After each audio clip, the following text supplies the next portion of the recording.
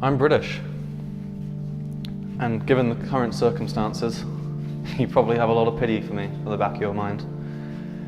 But I come from an island where we like to believe we've had a lot of continuality over the last 1,000 years, whether it be imposing on nations, the people, and not even doing it to ourselves, not even giving ourselves that change.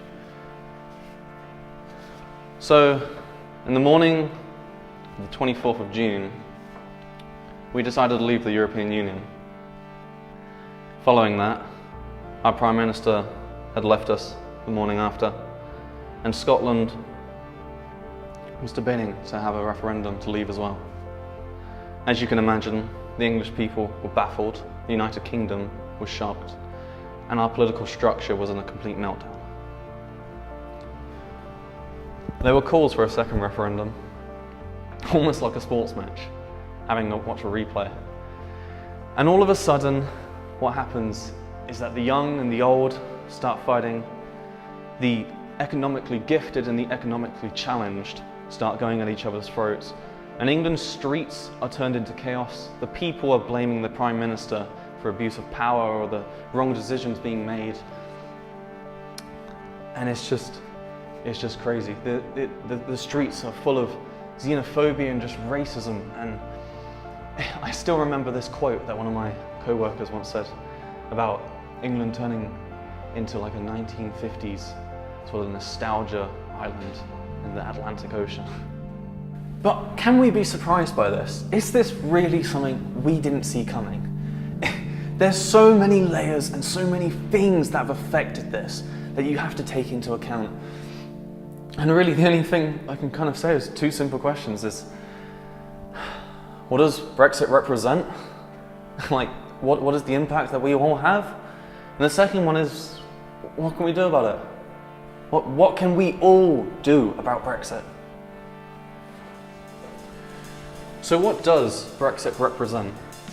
It really represents how divided, how disgustingly divided we really are as people and as societies. How sex and gender and your social status in society really does make a difference. How all these young people, half these young people didn't even vote, and still all of them, they're all voting to stay in the European Union. And then we have the older generation who wanted to go, mostly wanted to go out of the European Union. And you can just see the sides clash. And you've got to remember that England and Scotland are the biggest committers to the European Union. And it's not supported by everyone. There was a 49 to 51% rate.